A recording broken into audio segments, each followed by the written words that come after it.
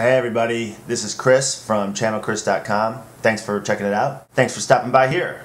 And thanks for checking out my my other YouTube channel, Bedhead Blog. Appreciate that. So, you guys are here because you want to hear about the Wall Street Beggar.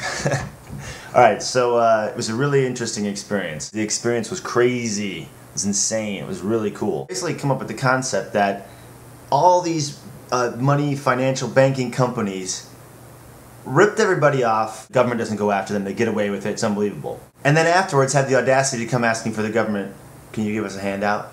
And I just thought, it's no different than them fucking just begging in the subway for a handout. And that's when I came up with the idea that I would do it just as a performer, that I would just do it as an improv type thing and just kind of see what would happen. It's kind of a performance art type thing. And so I called up two of my buddies. I said, hey, you know, can you help me film this thing? Everyone that I talked to said, I don't believe that you're going to actually do this. If there's one person that would do it, it's you, but I just can't believe you're going to do it. And I said, I'm doing it. People kept saying to me beforehand, they said, you know, you're crazy doing this because, you know, somebody's going to have lost their job and they're going to think that you're being serious and they're going to like beat you up or something. And I thought, how can I'm a big guy, you know? I'm almost 6'2", you know, 200 pounds. Former college football player, I think I can take care of myself, right? Anyway, I'm fast too, so if they get in my face, I can get off, I can run away from them, get out of their way. What I didn't think about was that how long that actual train ride is on that express trip between 34th Street and 14th Street. You're locked on that train for a good amount of time, and if someone gets pissed, plenty of time to get pissed off right away. At first, I thought of the dangers of it, and I thought I can handle it, it's no big deal. But once I got in the situation, it was a little more dangerous than I had expected. So, got a couple cameras, went out in the afternoon. I guess we got on at 34th Street, Penn Station, and then down to 14th Street, and then we just kept going back and forth. So I did it maybe like, I think about 5 times, and the first time that I got on, it was a pretty full train, and people started kind of shouting back at me, and I had an idea kind of what I was going to say. I pretty much said the same thing about every single time that I did it. So the first time I did it, people were shouting back, and I was like, oh geez. And I played it completely straight, as if I was a banker and I was literally asking for money. And a lot of people believed me and just were appalled at it. And then the next time that I did it, the train was even more full. People really started shouting back at me, and I could feel like it was tense in there. I could feel how thick the air was with their hatred of me. And when I got off the train the second time, I had an uneasy feeling about it. I felt like I could be in danger. And then the next time we did it, the train was really not full. And in that circumstance, and I was also coupled with the fact that I was like a little bit nervous about the fear angle of this whole thing, I sort of played it for laughs. And it was really funny. People, you know, clearly thought I was making some kind of joke and laughed about it, and it was very funny. And then we were coming back uptown, we were going to do it again, and there were these two really big dudes wearing like, you know, Carhartt or Docker work jeans and stuff. They look mean too. It's like they could have lost their job, and I'm gonna be shooting my mouth off, and then one of these guys is gonna get in my face, and the other guy's gonna come up behind me and then throw a bag over my head and wants me down. I was really afraid. The big guys were standing there, and I thought, you know what? I don't want to get on this train. I said, let's wait until the next train. And just trust my gut instincts on that. God only knows what would have happened. My friends were filming it, totally hidden camera, like in their jacket, and when I started talking on there, everyone kind of, you can see the videos that sometimes people are paying attention and they're looking at me, and then other times people aren't paying attention. But let me tell you, the people that aren't paying attention were listening, because you can watch their reactions, they're hearing everything. So once I start talking, no one noticed the two guys, you know, different ends far away from me filming. They had no idea. No one had any idea that I was filming it.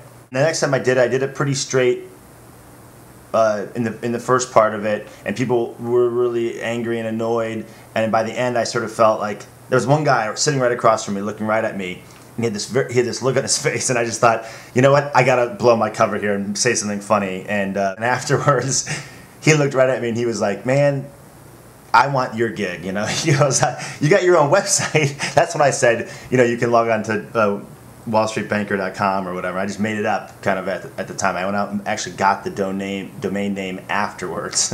And he was like, yeah, I appreciate, because you're clever, whatever he said, something about him appreciating it, and he wanted to do it with me or something. So here I was afraid of this guy, but he was really just looking at me. I thought he was looking at me like, who the fuck is this guy? But he was really looking at me. It was like, man, this guy's pretty funny, or this guy's got a good rap going. Anyway, so my friends and I afterwards, we were really blown away by the experience of doing this and getting people's reactions, and it just goes to show you that people are capable of believing anything, really, because and not, thanks for the people that said that I gave a convincing performance as a banker, but I mean, what banker is going to be actually down there asking for money in the subway? It's unlikely.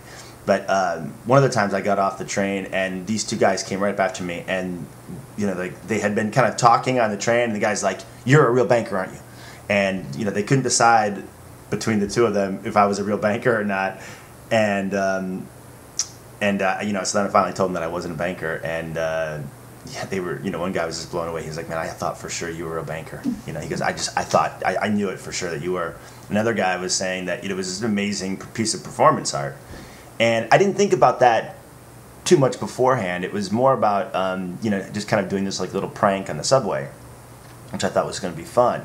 But it was the most important thing was just from a psychological, anthropological standpoint, people's reactions and how I felt and how they felt and how they reacted. And, the fuller the train car, the more likely it was for people to stand up and shout out things. When it was a train that didn't have a lot of people in it, there was really no safety in numbers, and so they just kind of kept quiet. But in the full train, when it was packed, man, that's when people started, you could just feel it, and that's when people started shouting things back, like, get off this fucking train, go take a cab, and all this stuff, and who do you think you are, and I can't believe this, are you serious, and all this stuff. So it was a really interesting experience.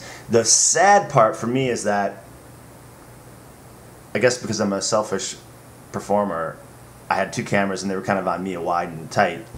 But the real story, the money shots, are really the reaction shots. So I'd love to do this again and have like 5 or 6 hidden cameras, with the focus on the reactions of other people.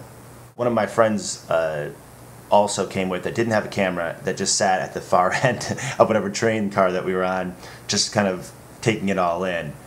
And she heard things that none of us heard, and then so when we got off the train, she would say, "Oh, this one person was saying this, that, and the other, and they couldn't believe you, and they couldn't believe this banker was actually asking for this. Like, what the audacity of this guy? What an asshole!" And so it was really interesting anthropologically and psychologically, like how people reacted to it and stuff, and how people actually believed it. Anyway, I appreciate you stopping by, and if you have any other questions or anything else you want to share with me,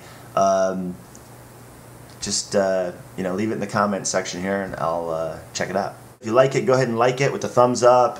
If you want to subscribe, I'd love for you to subscribe. You can see some of the other videos, parodies, that sort of weird things that I do. You really should subscribe.